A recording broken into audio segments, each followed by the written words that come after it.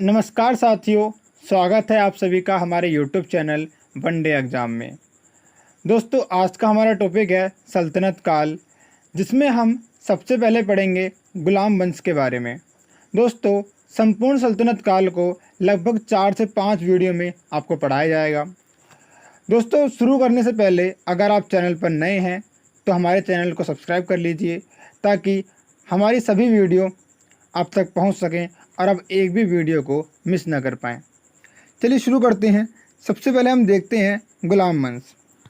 दोस्तों, मोहम्मद गोरी जब भारत पर विजय प्राप्त कर चुका था और विजय प्राप्त करने के बाद जब वो वापस अपने देश चला गया तो अपना साम्राज्य वो अपने एक गुलाम कुतुबुद्दीन ऐबक को सौंपकर चला गया था।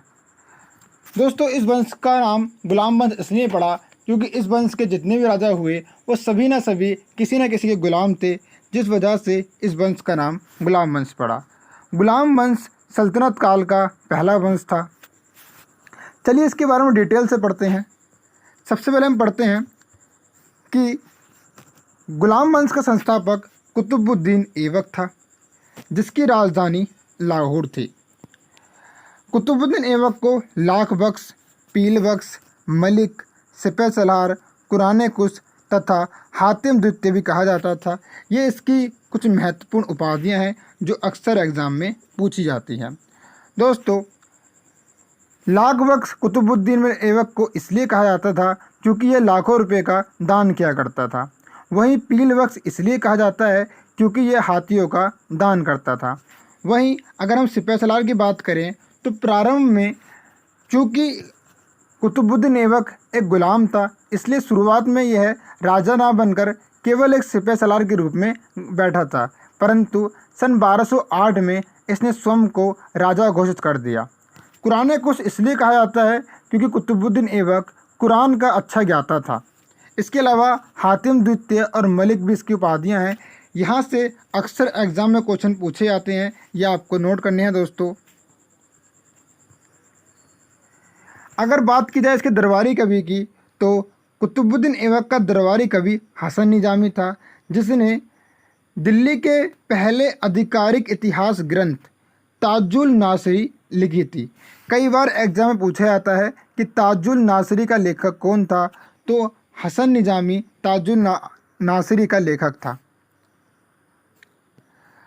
प्रारंभ में कुतुबुद्दीन ऐबक गोरी ने अपना दीवाने आकुल बनाया, अर्थात प्रारंभ में कुतुबुद्दीन ऐबक जो था वो गोरी का एक दीवाने आकुल था। दीवाने आकुल का अर्थ क्या होता है दोस्तों? वो होता है शाही घुड़साल।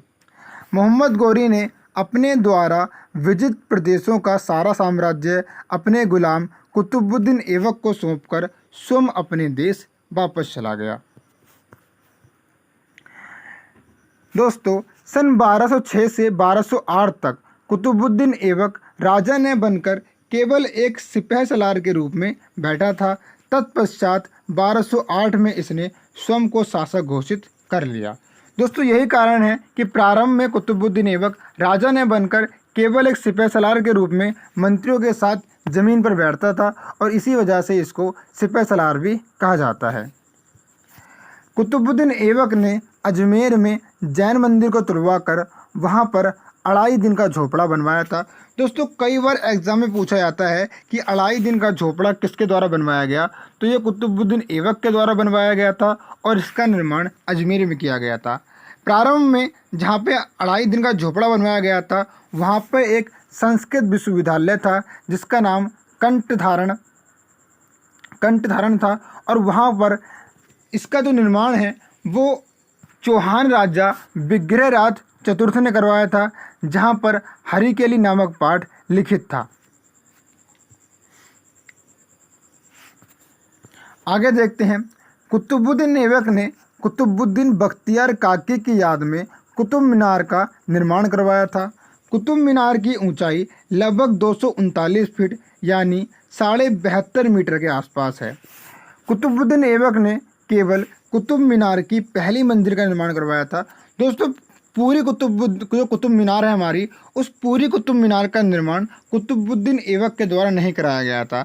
इसने केवल पहली मंजिल बनवाई थी। इसके अलावा इसका जो बाकी का काम है उसमें इल्तुतमिश, फिरोज शाह तुगलक और सिकंदर लोदी का भी महत्वपूर्ण योगदान माना जाता है। इसके अलावा सन 1197 में इसने पहली इस्लामी मस्जिद कुतुब-ए-इस्लाम मस्जिद का निर्माण करवाया था।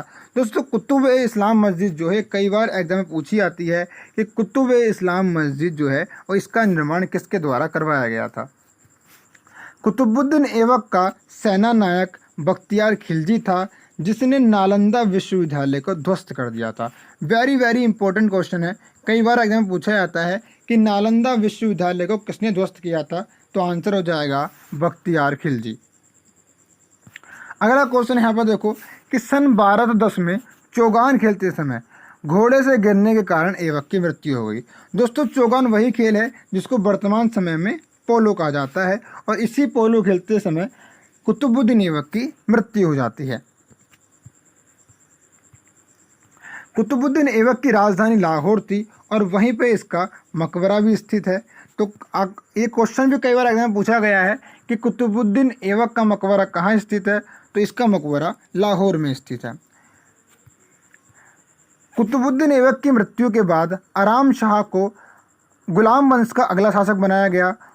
आराम शाह कुतुबुद्दीन ऐबक का एक आमीन था, यह आपको ध्यान रखना है। इसने केवल 8 महीने तक शासन किया था, चूँकि यह एक अयोग्य शासक था। आराम शाह को मारकर इल्तुतमिश स्वयं गुलाम वंश का नया शासक बन गया, और इस प्रकार गुलाम वंश के पहले उपवंश मामलुक वंश की समाप्ति हो गई। नेक्स्ट हम पढ़ते हैं इल्तुतमिश के बारे में। दोस्तों, इल्तुतमिश का जो कार्यकाल है वह सन 1210 से 1236 तक रहा था। इल्तुतमिश का संबंध शमसी वंश से था। दोस्तों, पहले हमने क्या पढ़ा, मामलुक वंश।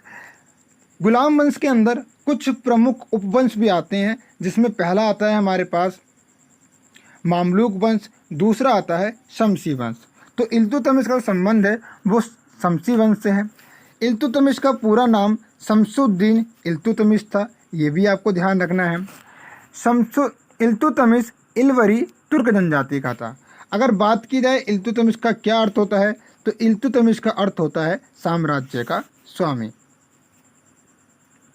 इल्तुतमिश कुतुबुद्दीन ऐबक का गुलाम था, जिस कारण इसे गुलामों का गुलाम भी कहा जाता है। दोस्तों, आप जानते हैं कि मोहम्मद गोरी का जो गुलाम था वो कुतुबुद्दीन ऐबक था, और कुतुबुद्दीन ऐबक का गुलाम इल्तुतमिश था, जिसके कारण इल्तुतमिश को गुलामों का गुलाम कहते हैं, अर्थात गुलाम का भी गुलाम। ये क्वेश्चन बहुत इंपॉर्टेंट है, कई बार एग्जाम में पूछा गया है कि गुलामों का गुलाम किसे कहते हैं।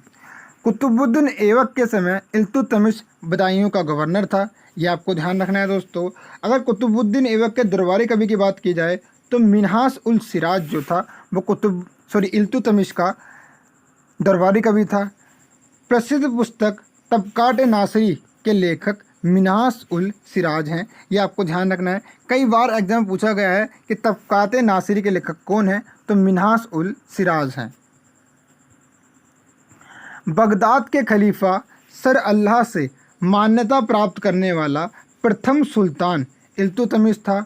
इल्तुतमिश को सर अल्लाह ने सुल्तान आजम की उपाधि दी थी। इल्तुतमिश दिल्ली का पहला शासक था जिसने सुल्तान की उपाधि धारण करी थी।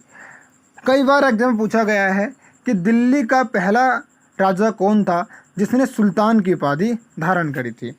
ये क्वेश्चन भी बहुत इंपॉर्टेंट है कि इसे तुर्की वंश का वास्तविक संस्थापक भी माना जाता है, यानी इल्तुतमिश को तुर्की वंश का वास्तविक संस्थापक भी माना जाता है। क्योंकि हम बात करें कुतुबुद्दीन ऐबक की, तो कुतुबुद्दीन ऐबक लगभग 2 साल तो सिर्फ और सिर्फ एक सिपह सलार के रूप में गद्दी बैठा था, जबकि 1208 से 1210 केवल 2 ही साल तक वो राजा बनकर बैठा था।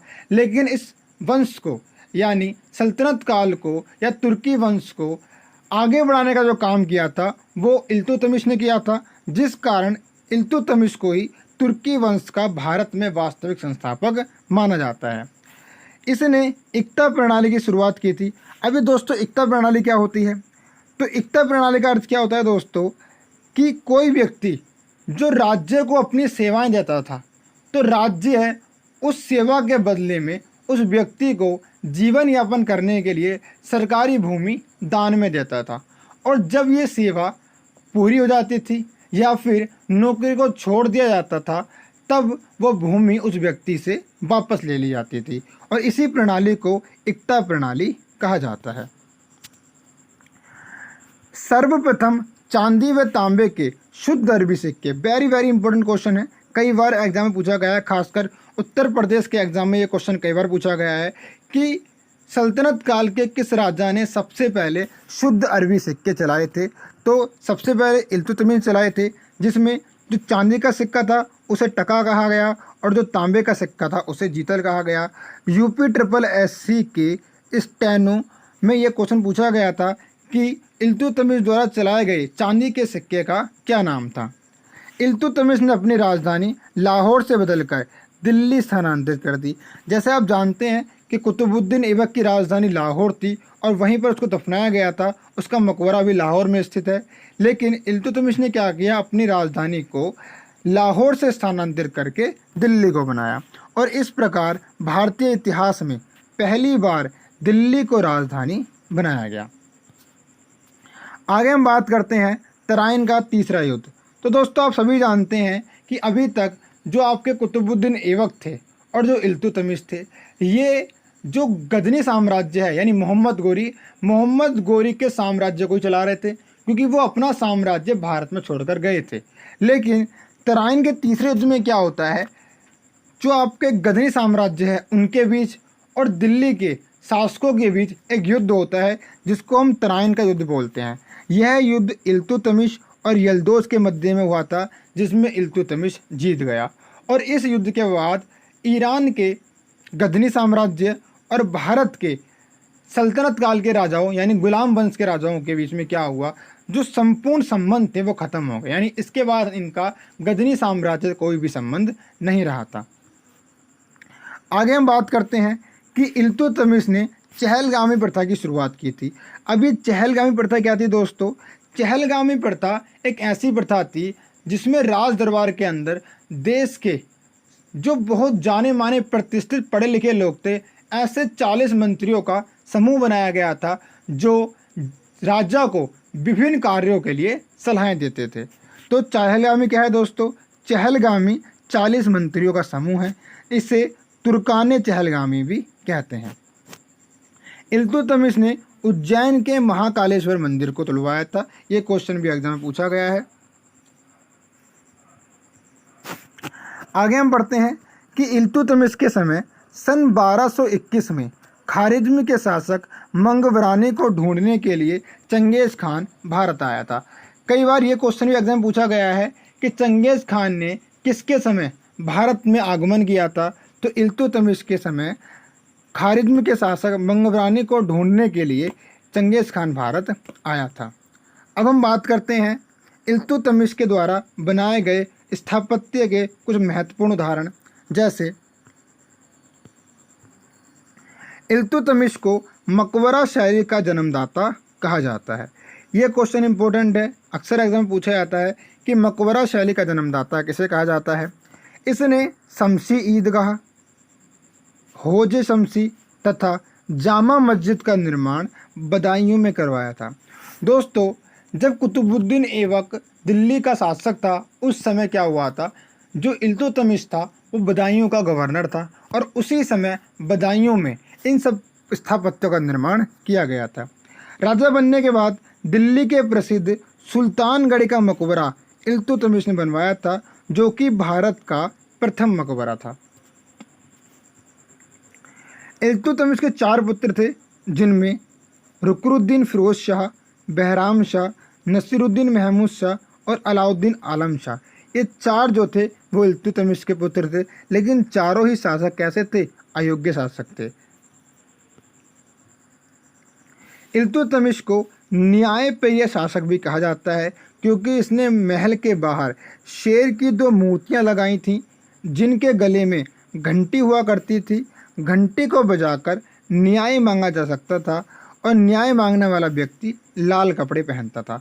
दोस्तों आपने मुग़ल काल में जहांगीर को पढ़ा होगा, जहांगीर ने भी इसी प्रकार की घंटियां लगवाई थी न्याय को मांगने के लिए, और सल्तनत काल में ऐसा कार्य इल्तुतमिश ने किया था। सन 1234 में बलबन को इल्तुतमिश ने खरीदा था। तो दोस्तों आपने देखा, मोहम्मद गौरी का गुलाम कुतुबुद्दीन ऐबक था, कुतुबुद्दीन ऐबक का गुलाम इल्तुतमिश था और इल्तुतमिश का गुलाम बलबन था। तो आप समझ गए होंगे कि इस वंश का नाम गुलाम वंश क्यों रखा गया, क्योंकि सभी राजा किसी न किसी के गुलाम थे। 30 अप्रैल 1236 को इल्तुतमिश की मृत्यु हो जाती है और इल्तुतमिश की मृत्यु के बाद अगला शासक उसका पुत्र रुकनुद्दीन फिरोज शाह अगला शासक बनाया जाता है, किंतु यह एक अयोग्य शासक था। रुकनुद्दीन फिरोज शाह के बाद इल्तुतमिश की पुत्री रज़िया सुल्तान को राजा बनाया गया। रज़िया सुल्तान इल्तुतमिश की पुत्री थी और दिल्ली की गद्दी पर बैठने वाली प्रथम महिला शासिका थी। कई बार एग्जाम में पूछा जाता है कि दिल्ली की प्रथम महिला शासिका कौन थी, तो रज़िया सुल्तान पहली महिला शासिका थी। रज़िया को अबसीनिया के आमेर आकुब से प्रेम हो गया था, जो इसके घोड़ों की देखभाल का काम करता था। दोस्तों रज़िया सुल्तान एक ऐसी महिला थी जो पुरुषों के समान एक वीर महिला थी।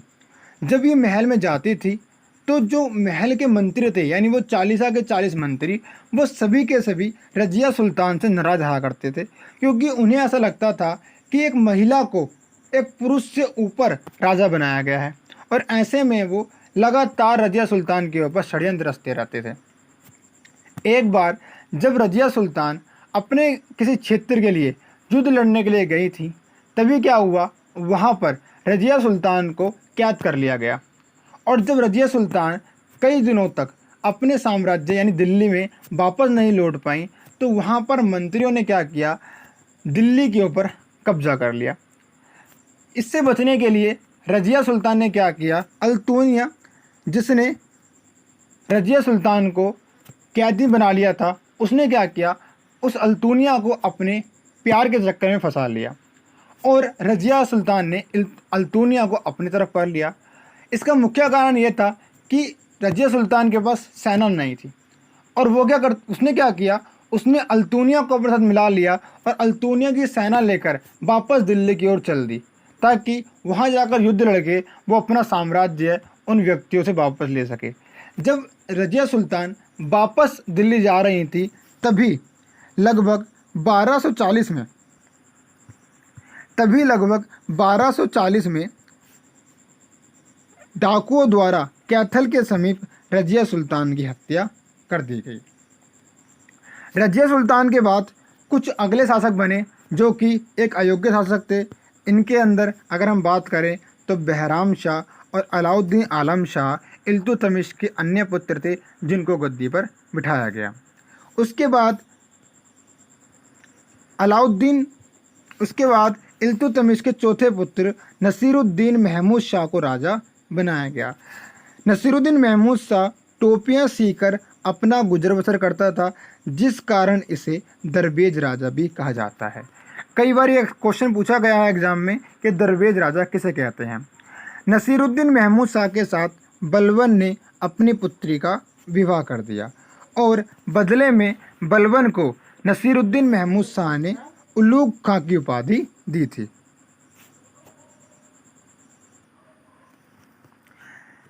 सन 1265 में बलबन ने नसीरुद्दीन महमूद शाह को जहर देकर उसकी हत्या कर दी और साथ ही उसके सभी वंशजों को समाप्त कर दिया।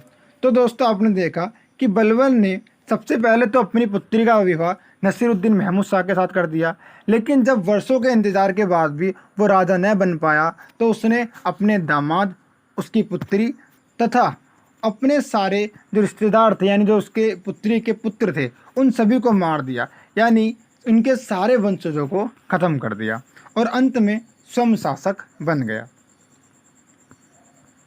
तो अब हम बात करते हैं अगले शासक बलबन की। बलबन का कार्यकाल 1266 से 1288 तक रहा था। इसका वास्तविक नाम बहाउद्दीन था। नसीरुद्दीन महमूद शाह जो कि इसका दामाद था, उसने इसे उलूग खां की उपाधि दी थी। बलबन इल्तुतमिश का गुलाम था। बलबन ने अपना राजत्व का सिद्धांत दिया था। बलबन एक बहुत बड़ा निरंकुश शासक था और इसने अपना स्वयं का राजत्व का सिद्धांत दिया था। इस सिद्धांत के अनुसार इस पूरी धरती पर पैगंबर मोहम्मद शाह के बाद जो दूसरा स्थान होगा वो सुल्तान का होगा, ऐसा सिद्धांत जो है वो बलबन के द्वारा दिया गया था। बलबन ने स्वयं को जिल्ले इलाही अर्थात अल्लाह का प्रतिनिधि माना था।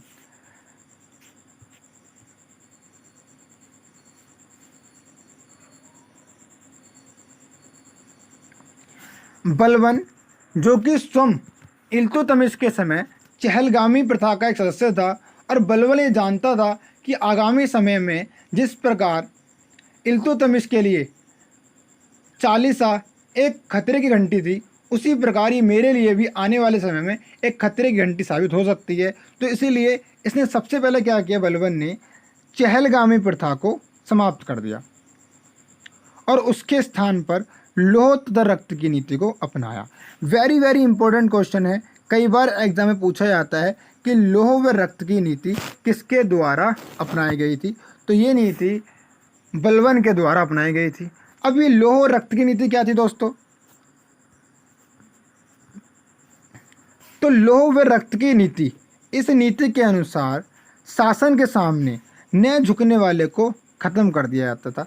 मतलब अगर कोई भी व्यक्ति राजा के सामने सिर नहीं झुकाता था या उसके खिलाफ बगावत करता था तो उसका सर धड़ से अलग कर दिया जाता था। और इसी नीति के द्वारा बलबन ने क्या किया, अपने सारे शत्रुओं का नाश कर दिया। एक बार क्या होता है दोस्तों, बंगाल में तुगरिक खान नामक एक व्यक्ति का आक्रमण होता है और उस आक्रमण को दबाने के लिए स्वयं बलबन उस इलाके में जाता है। बलबन ने तुगरिक खान को मार दिया और साथ ही साथ सभी षड्यंत्रकर्ताओं को जान से मार दिया और उनके सिरों को खूंटों से टंगवा दिया था। तो आप समझ सकते हैं दोस्तों कि बलबन कितना ज़्यादा निरंकुश शासक था।